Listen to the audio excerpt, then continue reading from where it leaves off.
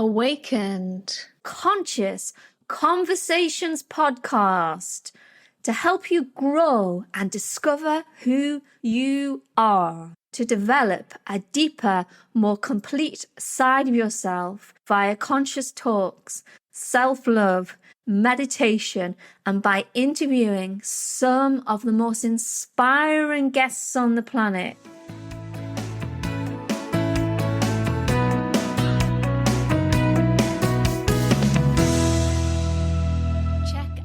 shamanichealings.earth for more information. Hello everybody, I'm your host, the Gentle Yoga Warrior, and please welcome today INC Magazine top-rated podcaster, speaker and entrepreneur, Justin Schenck. In Justin's words, with a 1.7 GPA in high school, a mom who had a 20-year battle with opioids, and a dad who was in jail, I would have been voted least likely to succeed.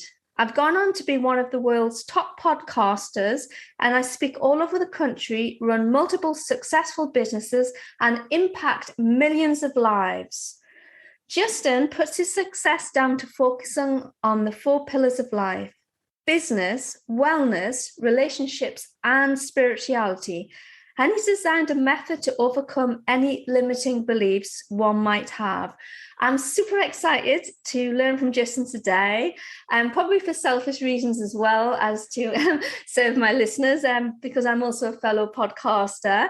So without further ado, join us today from Berks County, Pennsylvania. Please welcome to the show, Justin Schenck. Jane, thank you so much. I'm so excited to have this conversation with you. I love your accent, by the way. I feel like it's so welcoming and I love it. So I'm excited about the conversation. Oh, brilliant. I'm so excited to speak to you today as well. So today we're going to talk on how to overcome limiting beliefs. Such thinking can make us feel like failures, and a sense failing becomes a familiarity, unpleasant but uncomfortable. I've been there myself. I know too well how that can become quite the norm. We get used to this limited way of thinking, and in turn, we lose the ability to grow. In nature, as humans, we are limitless. If only we could take in our full potential. I'm super excited to hear today what Justin has to say on the matter. So Justin, how can we overcome our limited beliefs and thrive instead of survive? Yeah, it's true what you said. I think, every single person has limiting beliefs. And because of the podcast that I host, I've been able to chat with some of the most successful people in the world, right? We're talking about some of the world's top thought leaders, billionaires, people with millions of followers, people who have, we've seen on television. And I've become friends with a lot of them, and they have limiting beliefs too. So the first thing is we need to acknowledge that limiting beliefs are okay. And we also have to acknowledge, where do they come from, right? And I started to do some research on this idea of limiting beliefs and why do we have them? And by the way, I started doing the research because I have massive amounts of limiting beliefs, and I've had them in my life from day one, and they continue to affect me, and I continue to overcome them as best I can and live with them in certain times, because there are certain moments we can't totally get over them, but we have to be able to push forward. But as I was doing research on the idea of limiting beliefs, I realized they come from 4 different places. So the first one is childhood, right? And it could be literally something as simple as, Jane, you're walking through the mall with your mom when you were a little girl, and your mom runs into somebody she went to college with, and she gets so excited, and you were a little bit shy, so you hide behind your mom's leg, and your mom goes, "Oh, that's just Jane. She's just shy." And something as simple as that, a statement as simple as that, easily could put on a child's brain that I'm shy. This is who I am. I'm going to own this. And that's just my thought process. That's who I am. So it's something as simple as that, right? So as a child, somebody could say something that can become us, right? Kids make fun of you at school when you're little, and you go, okay, I guess I'm going to own that, right? I'm the fat kid. I'm the goofy kid. I'm the clumsy kid. I'm these things, and we carry them with us. The second thing is our own self-talk, right? Those moments we look in the mirror and we go, man, why are you so dumb? Why are you stupid? Why can't you do that? See these limiting beliefs that we start to tell ourselves as we get older, and we run up against obstacles and we feel like we're not good enough, and we own that, and we start to talk to ourselves in a negative way. The third thing is society. Society says, hey, you're a woman, you can't do certain things. You're Black, you're this, you're gay, you're whatever. You have these limiting beliefs of you can't become, right? Like if you look at my trajectory of life, my mom battled opioids for 20 years. My dad was in jail. Society says I should have either ended up in jail or as an addict. Right. So we get these limiting beliefs that society may put on us because of who we are, or how we were born, or how we were raised. And then the fourth thing is the subconscious. This is something that I discovered not through studies, but through doing some Reiki sessions and some healings and all that stuff. I realized that we have subconscious limiting beliefs. These are moments in our lives that something may have happened to us, and then we don't remember them. And so we decide that we're going to hide them from ourselves. And it creates a limiting belief of, oh, I'm not good enough, or, oh, I'm okay. Some people can abandon me, or, oh, this could happen, or this could happen. And we carry those with us. And so once we realize where these limiting beliefs come from, then the work begins, right? And it's funny that I say then the work begins, because it's a lot of work figuring out where are these coming from, to really look at yourself in an honest way to say, why do I think this of myself? Where does this come from? And sometimes have to dig up some trauma and some things in our lives that isn't comfortable, but we have to figure out where they come from first before we start to really break down the things that we need to do to overcome them. And so like you had mentioned in what you were reading, and I'll let you talk in a second. Sorry. What you were mentioning, what you were reading is I've developed this 3-step process to help you overcome any limiting belief that you have. And like I said, I like to say that it's simple, but it's not easy. And we'll get into that here in a second, I'm sure. I'm really excited to understand and know more about this, because I totally agree with everything you were saying. It's just a simple comment. I give you an example. Is that my dad, bless him, I love him lots, but he always says to me, "Oh, things never work out for you." And if I kind of could, if I listen to that, then I would kind of like believe that, and it's not actually true, and it probably isn't saying that out of a way to kind of like harm me, but it's just his way of being protective. And so I'm really excited to hear how we can become more aware of our limited beliefs and how we can kind of pivot them so that they become more limitless rather than limited. Yeah. And you said something so smart there, right? A lot of times our loved ones say certain things like things don't work out for you, or, hey, you're the shy one, or, hey, you can't be the public speaker. You can't be whatever, because they're trying to protect us. They think that, oh, if I encourage this individual to go do this and they fail, then they're going to be hurt. But the reality is the more hurt comes from the idea that you never tried. Right. Like I realized that through life, we can have all these goals and all these aspirations. And it's really not about obtaining them. It's about trying to obtain them. Right. It's about the journey. But our loved ones think that they're protecting us, and it's not meant to harm us, and it's okay. And we can forgive them. But then we can also take back our power and say, you know what? I appreciate you trying to protect me, but I don't think that's true. And I'm going to prove to you and myself that it's not true. And the 3-step process that I've created is really about proving to yourself that you are enough, that you are good enough to do whatever it is you want to do. And like I said, very simple 3-step process. The first thing is you want to get uncomfortable, meaning you have to get out of your comfort zone in order to overcome these limiting beliefs, because your limiting belief is your comfort, right? Like the idea that, oh, I can't be successful. Well, that's your limiting belief and your comfort level of saying, I'm not going to try to build my empire. I'm not going to try and get that job that I've always desired to have, right? So we have to get uncomfortable first. And I'm going to give a real world example of this when I'm done going through the 3 steps. So that's number 1, get uncomfortable. Number 2, surround yourself with the right people to support you in this journey, right? Maybe your dad's not the person to support you in this journey, but I'm sure you have somebody in your life that sees the power that you have and the things that you're doing. And it's really, really important to make sure you have those cheerleaders and those people to support you and lift you up and even do these things with you in order to step through this process. And then number 3 is take action, because nothing works unless you do, right? So you have to be able to take action to be able to create that shift in your life. And so one story I like to share and how I kind of put this into practice intentionally for the first time was actually the beginning of 2021. At the end of the year, the end of 2020, I realized I did everything that everybody in COVID does. I gained weight. I got lazy. I drank too much beer. I ate all the comfort foods. I did all these things. And I went, wow, I'm fatter than I've been in a really long time. I have to do something to break through this limiting belief. And I go, first, I need to figure out where this limiting belief came from, because I realized it's a pattern in my life. I would lose weight, gain weight, lose weight, gain weight. I just couldn't stay fit. I didn't stay active. And I needed to figure out why. And so I kind of went back to my life of Rolodex of moments in my life that had happened. And I rewound to when I was 12 years old. And when I was 12, I broke my hip and it stopped me from playing sports. And I couldn't do all those things that normal 12-year-olds did. And I started to get a little pudgy. And I remember the doctor, my mom asked the doctor, does he have any limitations? Can he do certain things? Can't do certain things? And the doctor goes, well, he could go run around and stuff like that, but he'll never be an athlete. And that statement of he'll never be an athlete allowed me to begin to self-sabotage every time I got more physically fit than I was ever before. And so I had to break down that limiting belief. And so the process was get uncomfortable. I decided to commit to something called 75 hard, which is 75 days of craziness, right? 2 45-minute workouts, one being outside, no cheat meals, no alcohol, a gallon of water, all these things for 75 days straight. So I said, I'm going to do this. I then surrounded myself with the right people. My girlfriend actually did it with me. And I'll tell you what, the first day we went out for our walk in the morning, we do a 3-mile walk every morning. We went out for the walk. And I looked at her and I go, babe, I'm an athlete. And she looked at me and she goes, yeah, you are. And that's how you know, by the way, that you're surrounded by the right people. She goes, yeah, you are, because clearly I'm not an athlete. And then the third thing was I took action and I completed the 75 hard. And it's safe to say that in 2021, I worked out more in 2021 than I'd ever worked out in my life. I'd stayed physically active. I ate right. I did all the things. And now actually, as we speak right now, 12 days into 2022, I'm doing 75 hard again.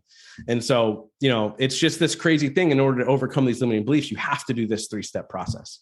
It sounds brilliant and a real good way to get one out of their comfort zone. And like you said, your girlfriend was a pillar of support. And we can have other people around us that may not necessarily be on the same wavelength as us, but then also we, like you said, surround ourselves with people that will support and will uplift and will help us that. And committing to something like that, I feel can be a big turning point for people, because it's true. People used to always tell me as a child that, oh, Jane can eat whatever she wants. And so that was actually quite a positive thing. That I do eat healthy. I'm a yoga instructor, so I do follow like a healthy diet, but it did help develop a really kind of a healthy relationship with food, where I sometimes see people that I know and how they're kind of teaching their children and especially their daughters to have unhealthy relationships with food, telling them that they also have to be like on yo-yo diets, I call them. And I think that's quite destructive, but it's probably just like learned behavior. So where I'm kind of going with this is how can someone overcome these limited beliefs? And could you elaborate a bit more on that? I'd be very interested to hear. Yeah, kind of like I was saying with that 3-step process, it doesn't end with just doing those 3 things, right? Like if I said, for instance, I had a stutter when I was a kid. It still comes out at certain times. And it wasn't from a mental thing. I didn't think people were interested in what I had to say. Now I speak for a living, which is kind of mind blowing. But in order to overcome that limiting belief, I began to speak publicly. And so at the age of 19, I started to talk in front of people, terrified to death to do it. And I still have that fear now. And so the one thing we realize is that when we have these limiting beliefs, there's always going to be a small part in there with us, right? We're going to carry that with us for probably forever. And that's okay. I think we have to acknowledge that that's okay. And so when we try and overcome these limiting beliefs, we have to understand that it's a daily battle. It's a daily battle within ourselves to make sure that we remind ourselves that we are enough, that we are worthy, that we are deserving of. I always like to tie my actions to a greater meaning than just me, right? Like what kind of that whole idea of like figuring out your purpose and tying all your actions to that purpose. It makes it a lot easier to get in front of people. It makes it a lot easier to do these interviews. It makes it a lot easier to interview the people that I get to interview when I know that I'm doing it for a greater purpose beyond myself. And so don't always just do it for, if we're talking about, health is coming up a lot in this conversation, but, in order to do it for our health, don't just do it for the abs. Do it so you can stick around longer to make a bigger impact in the world, right? Like tie it to something greater than just that one thing of like, oh, I just want abs, or I just want to be able to speak in front of people, or I want to make money, or I want to do this. And so to acknowledge the fact that this is something that's going to be forever, but then to also say, and it's okay, right? I think a lot of times we're told by society that we need to be a certain way or to do a certain thing or have a certain thing. But the reality is wherever you are in this very moment, as you listen to this podcast, you're perfectly normal and it's perfectly fine. You're exactly where you're supposed to be. And so I like to do an exercise when I speak on stages or when I, even with myself, when I'm alone and I'm journaling, I write down I am blank. And a lot of times we have these I am statements of like, I am great. I am the leader in this. Like we proclaim what we want, but I'd like my I ams to be who I am now. And I write down, I am insecure, or I am not feeling great, or I am tired, or I feel beaten down, or I whatever. And then I write, and that's beautiful. And then I write down what I want. And I go, and I will have this. Right. So I write these things down and I go, let me acknowledge where I am at this very moment, because there's something powerful in there. And there's a reason that I feel this way. And I need to acknowledge that. But then I also have to acknowledge, where do I want to be? Because if we sit in our own crap all the time and we constantly own the fact that we're constantly sad or constantly out of shape or constantly whatever, we then think it's okay to be that all the time. So we have to acknowledge where we're going, but also accept who we are and love who we are in this moment. And when we love who we are in this moment, it's a lot easier to take action to become who we want to be, or I like to say, who we're meant to be in this world, which is that person making an impact, whether it's to millions of people, to one person, or to just ourselves. We're meant to make an impact in this world. And so we have to acknowledge who we are, embrace who we are, but then move forward into who we are meant to be. Oh, absolutely. Well, such wisdom, Justin. It becomes more uncomfortable, I think, to stay in our comfort zone and not kind of like live a life of purpose. And I really like what you said, to kind of know why we're doing these things and what impact we want to make. I'm very intrigued to know, where did the 4 pillars come from, and why are they so important for like a balanced life? Yeah, it's COVID was my greatest gift.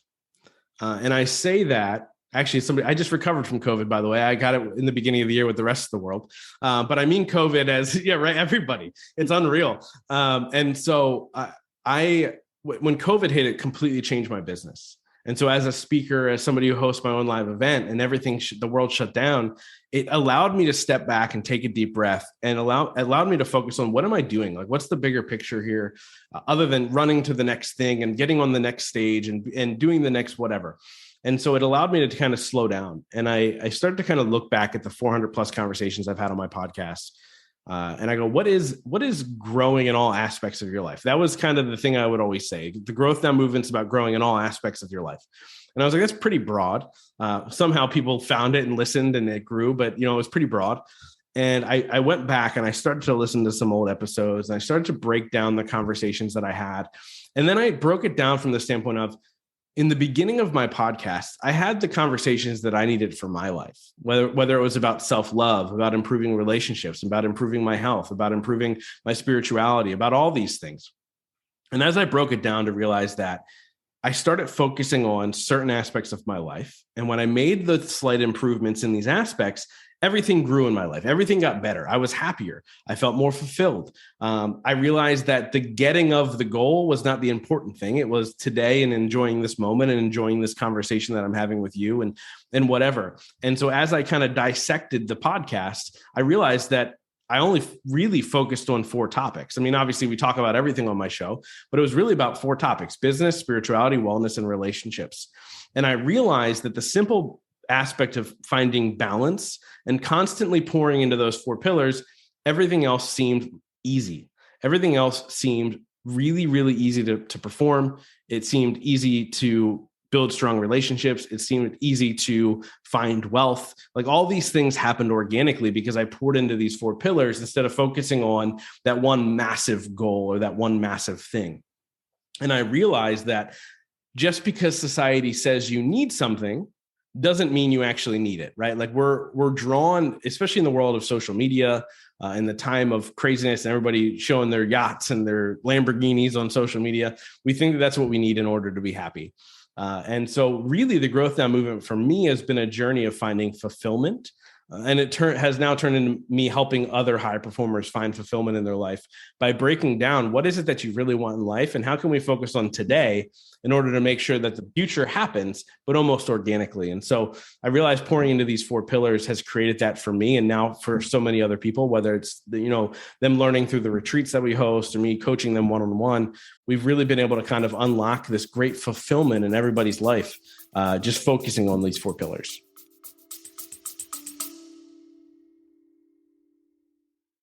Hello, dear listeners, and I'm asking for your help now. Please help us to continue making great content for listeners everywhere. So we've been doing the show now since June 2020. A little bit of inspiration goes a long way, and you just don't know how an episode may inspire someone to make some positive changes for their life. Why do I need your help? Well, you can now sponsor the show for as little as $3 a month, and you can cancel it at any time. If you just go to the show notes, you will see a link there on how to sponsor the show, or go to shamanichealings.earth and look at the page that says sponsor the show, and you can find more details there. Oh, that's excellent. That's such a gift to the world. And I don't know, it just makes me want to sign up to one of these to one of your workshops. It sounds fascinating. So you've interviewed some the top performers in the world, and this is quite a broad question, I'm sure, but what is the common theme that they have that kind of enables them to do the things the way they do it? And yeah, I asked myself this question a couple of years ago. I was like, what is common between all these people that I've been able to interview, right? And like you mentioned, I've interviewed some of the coolest people ever, and I only say that not to impress anybody, but to impress upon the fact that anybody, like I'm sitting here, as you mentioned at the beginning, in Berks County, Pennsylvania, interviewing these people, anybody can do it. And so it's not about a braggadocious type of thing. It's really about saying, hey, if I can do it, you can too. But I say that from a standpoint of what is the common theme as I talk to people from all different walks of life, because I've had them all, right? I've had celebrity chefs, I've had billionaires, I've had reality stars, I've had public speakers, whatever, New York Times bestsellers. So I ask a question to every single one of my guests. It's a two-part question. The first part of the question is, what's your definition of success? And the second part is, what are 3 things you do every single day to ensure that success for yourself? And I realized this was the common theme. It wasn't the definition of success, because that varied, right, depending on who it was and all those things. But then I realized the 3 things they do every single day was to fill their own cup. It was to take care of themselves. One thing I've realized about high performers is they want to give as much as they possibly can, right? It's a misconception that they're selfish, but they want to give as much as they can. But in order to do that, they need to make sure that their cup is full. And so I realized that their daily actions were pouring into their cup.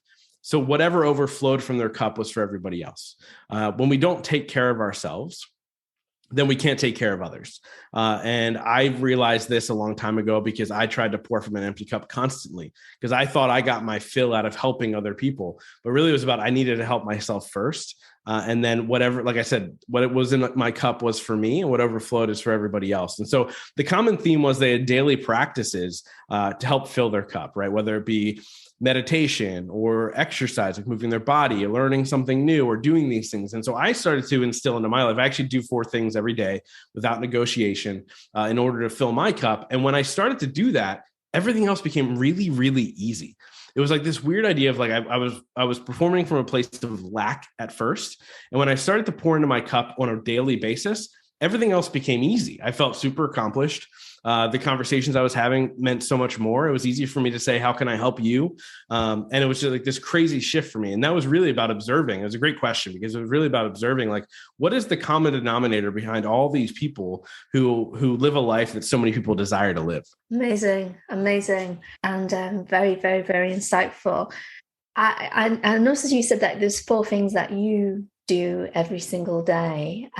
And would you mind sharing that with the listeners as well? I'm sure one shoe doesn't fit all, but I always think you learn from other people, and it's such a grace to get the chance to ask these questions, because then I feel like I get to learn a lot as well. Yeah, and like you said, one size doesn't fit all, right? But the 4 things that I do are, the first one is I take a walk every morning, right? And so it's a 3-mile walk every morning. I take it with my girlfriend. So that is one of 2 things, right? I get to move my body, so I'm pouring into that wellness pillar, and I take it with her, so we get to pour into that relationship pillar. It's our daily check-in. The second thing I do is I learn something new every single day, whether it's in a conversation I have, a podcast I listen to, a YouTube video, reading a book, whatever. I learn something new every day, because if I stop learning, then I'm going to not be able to teach anymore. I'm a big believer of that. The third thing is I do some sort of visualization practice. And so my visualization practices are pretty deep. They can be short, but they're deep. I tie my visualizations to an emotion. And I find when I do that, the action becomes easy, right? When you tie where you want to be to an emotion, the actions that you need to take in order to build that life for yourself, it becomes really super easy. And then the fourth thing is I reach out to somebody I care about every single day, and I just check in on them and say, hey, hope you're well. Hey, if I know they're going through something, hey, just wanted to check in, make sure that you're okay, blah, blah, blah. And I do that every single day. And so those are the four things I do without negotiation every single day. And I instill in my clients and anybody I talk to do something similar. Whatever the thing is, make sure you do it every single day. The thing I like about this is that it's not like some crazy routine, right? People have like these insane routines that take 3 hours in the morning and you got to wake up at 3 a.m. You can wake up at 4 p.m. and still do the 4 things every single day, or the 3 things every single day to ensure that success. So that's what I recommend everybody does, is find out the thing that fills their cup and just do that. It sounds from listening to you, the things that you do are very nurturing, but expansive as well, and kind of, and that's how you fill your cup, because you're taking care of yourself, you're connecting, but you're also making sure you're expanding your being, because I think as humans we're meant to expand, and it is so easy to sit in that comfort zone, but we're not going to get our message across, or we're not going to be able to support ourselves and hence help others if we don't kind of step in that. And don't get me wrong, I know it's so easy to kind of get into that habit, especially like here it's like winter and it's cold and kind of it's kind of easier just to kind of sit in my flat. I'm working from home. Instead, it's important to kind of get out there. So why do you believe that rock bottom moments define who we are? What are the riches that are in that? Yeah, I think it's a funny statement to say, right? Because a lot of times the rock bottom moment for people is the end all be all for them. So one thing I like to say is, number one, we define our rock bottom moment. We choose when our rock bottom moment is. And I say that only because I watched my mom over 20 years hit rock bottom moment after rock bottom moment after rock bottom moment until her rock bottom moment became death. And that's just the reality of her life, because she never defined, this is my rock bottom moment. This is when I change everything in my life. Nobody's here to save you. Nobody's going to come rescue you. You have to be able to do it for yourself. And so I believe our rock bottom moments are defining moments, because that's when we decide enough's enough. That's when we decide it's time for me to take back control of my life. And it's time for me to create the life that I desire for myself. And so my rock bottom moment was when my mom passed away. I went on a 3-month bender where I was blackout drunk 6 nights a week, and I was numbing pain. And I remember at the time I had a spiritual/relationship coach, and I was working with her through things. And she called me one day and she goes, "What are you doing tonight?" And I said, "I'm going out with friends." And she goes, "No, you're not. You're going to sit and you're going to feel this." And that evening was my rock bottom moment, because I felt every emotion that I needed to feel, and it was awful. But when I woke up the next day, there was this weight lifted off of my shoulder, because I decided that this is my defining moment. This is my moment that I'm going to use this as a catapult to launch me into the stratosphere. And so that's when my podcast took on the conversations they take on now, which is about rock bottom moments and creating the life that you desire and growth and all these things. And it organically became that. And I really do believe that our rock bottom moment are nothing but a jumping off point for us to define who it is we're supposed to be. But we first have to say, this is my rock bottom moment. Because if we don't do that, we're just going to fall more and more into this terrible phase of life where it gets worse and worse and worse. By the way, we've all been there. I've been there. It gets worse and worse and worse until we decide that enough's enough. And so that's why I believe the rock bottom moment is the catalyst for everything in our life, because it gives us the opportunity to say, I am ready now to become the person that I'm here to be. Justin, thank you for sharing such a personal, difficult thing that you went through. And I can totally relate to hitting that rock bottom moment, and also allowing ourselves to feel those things, because it's not always comfortable. And that's why society is kind of set up in a way to help us avoid those feelings. And I've done that myself, and allowed myself to really feel something. Unfortunately, I lost a pregnancy, and I wouldn't let myself feel it for a very long time. And but when I did finally sit down, and it wasn't comfortable at all, but I felt like I got bits of myself back. It's hard to explain, but that's how it kind of felt. So the reason I'm sharing this with the listeners, again, it's not for everyone to kind of feel sorry for me, but just because I really kind of relate to what you're saying, and when we kind of allow ourselves to just sit and feel, because we're always trying to kind of like numb it out. I'm really excited to share with listeners about your podcast and how they can reach out to you and what you have to offer the world. If you wouldn't mind sharing, that would be fantastic, Justin. Yeah. So obviously, wherever they're listening to this show, they can go find my podcast called The Growth Now Movement. They can find it. I'm doing my first live event for the first time since before COVID. So the last one was 2019. So we're excited to finally come together in May of this year. And obviously, you being overseas, it becomes difficult to now travel country to country. We just recently announced a virtual option as well for the event.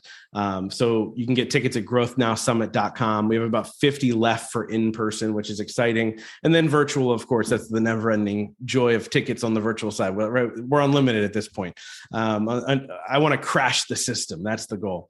But that's growthnowsummit.com. They can check that out. If they just want to reach out and say hello, they can find me on Instagram at Justin T. Schenck. They can see how to spell my last name in the show notes because nobody ever spells it right. But they can find me on Instagram and reach out to me there. I'd love to connect and chat and hear about what they're going through and how I can support them. And so that's all the good stuff. I appreciate the opportunity to say that. I'll put details in the show notes as well so that people can reach out and connect with you. I really feel like your work's important to the world, and the fact that you've been through so much and you've changed your life around it sets an example of how we have so much potential and we've got so much to offer the world. I am a little bit of a book geek in the sense, like I always like to ask if there's any, it doesn't necessarily have to be a book, but any piece of music or anything that you helped you, I guess, and you'd like to share with our listeners. There's so many, especially because you threw out music. Fun fact about my visualization practice. A lot of times I use music during my visualization practice because I feel like there's so much emotion in music. So I'll share two things if you don't mind. Yes. One is the book called Who Moved My Cheese. It's always the book I recommend. It's a super easy read. Have you read it? I haven't, but it sounds interesting. Yes, it's one. It's great. So when I was 19 years old, my mentor at the time handed me the book Who Moved My Cheese. And it was my introduction into self-development. And the book's about the understanding that change happens around us no matter what we do. And what matters is how we react to that change, which was a super pivotal book for me at the time in my life. And so I always recommend that for everybody. Super easy read, literally one or two sits of sitting down and reading it year through. Now, music. I love music so much because I think it speaks to the soul at times. And so one of my favorite artists is a singer named Andy Grammer. He's actually my number one on my wish list to have on my show. He's a singer and a lot of his stuff is very motivational. He's got a song called Grow, which is essentially like the premise of my podcast. But he has a song called Born for This. And it starts out by him saying, I was born for this. I was born for this. I was born for this.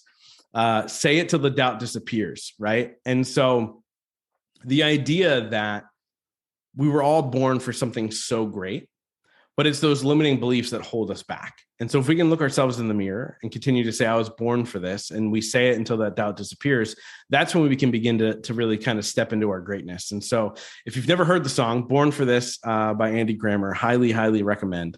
It's a beautiful song and it speaks to the soul for sure. So those are the two things, Who Moved My Cheese and pretty much anything by Andy Grammer, but Born for This would be the go-to.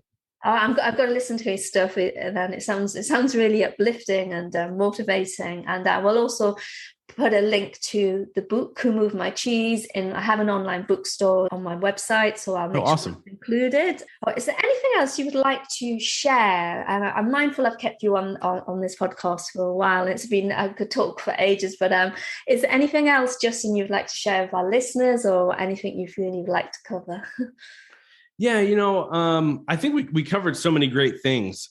So I always try and say something magical during these moments. And I don't know if you've been such a great host and we've talked about so many great things, but I would say for people paying attention to this, I would say, shut out the outside world for a bit. Stop worrying about what people are doing on social media. We have to understand it's their highlight reels. Stop worrying about the news. That's not going to do anything but scare you and bring you down. and go internal and figure out what's going on inside of you and figure out what you can do right now to shift that, right? What can you do right now to get uncomfortable, to shift that internal dialogue that you're talking to yourself right now and begin to create the life that you desire. But also do this from a place of self-love and the understanding that you are perfectly fine just the way you are. And I think that that's really, really important for people to hear, because a lot of times people don't really hear it, but it's so true. And so that would be my final words on that subject is shut out the outside noise and go internal and do the work that you need to do there. That's excellent advice. One that it would really benefit us if we embodied that daily. So thank you so much, Justin, for your time today. So everyone, Justin Schenck, great guest on the show. And please stay tuned, listeners. As always, there'll be a meditation inspired by today's show. But Justin, thank you so much for your time today. I look forward to listening to your podcast and attending one of your virtual workshops in the future. Jane, thank you so much. I can't wait to do the meditation after this. Let's become unlimitless. Inspired by the wonderful talk with Justin Schenck earlier today, this meditation, I feel, will help us reach and expand our being, but also nurture ourselves. So please do this meditation somewhere quiet. So maybe if you're driving, you want to pause the meditation, do it from the comfort of your own home, somewhere quiet where you won't be disturbed and you can kind of completely be where you are. How you sit is up to you. If you are a yogi, you can sit on the floor. If you prefer to sit on a chair, just make sure the spine is nice and tall. And just start to slow the breathing down. So slow, deep inhalation, slow, deep exhalation. So there's no need to rush.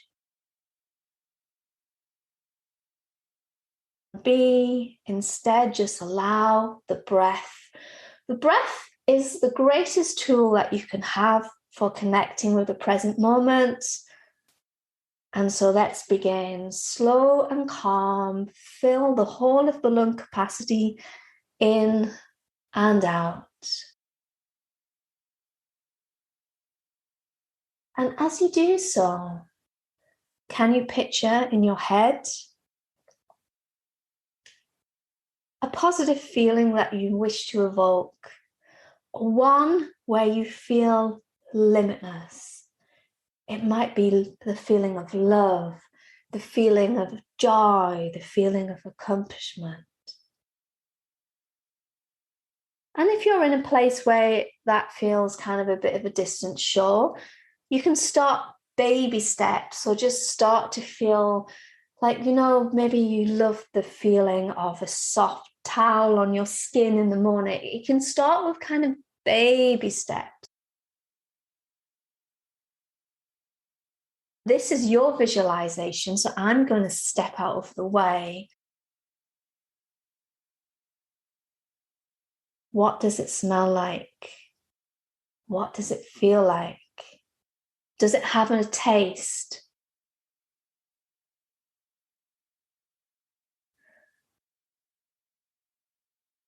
Does it have a feel, a touch, a sound?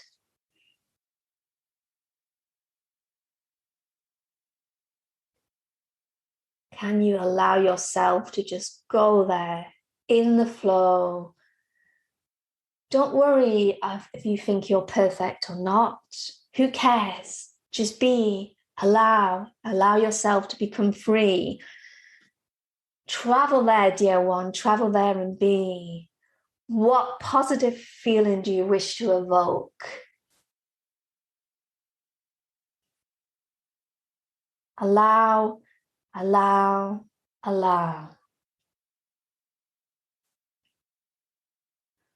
So what really is success after all? Success is becoming the person that you wish to be, but knowing why and where you're going, that will set you free. Of course, we will sometimes want to snuggle up and be in our comfort zone, but that's not going to allow ourselves to truly be who we're meant to be. Never underestimate the power of a small gesture. Sometimes we think we have to be big. What about being ourselves, being bold? Allowing ourselves to feel and be and set ourselves free.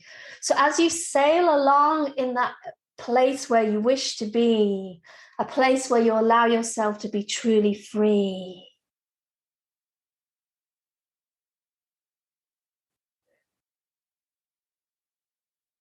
can you step away from a place of lack and stop giving yourself a hard time? Accept who you are, be who you are, but allow yourself to go far.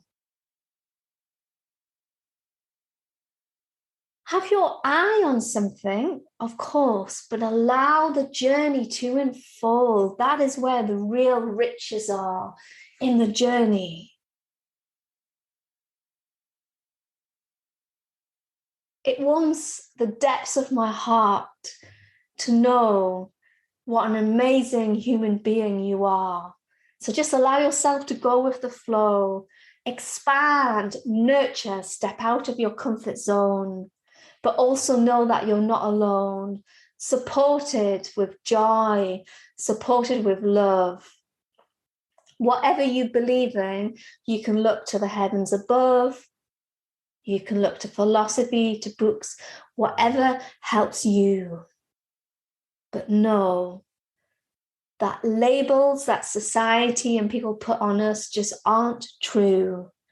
We can be whatever we wish to be if we know why we want to be that, and we step outside our comfort zone and allow ourselves to be free. So I'm going to be quiet now so you can have some more quiet reflection.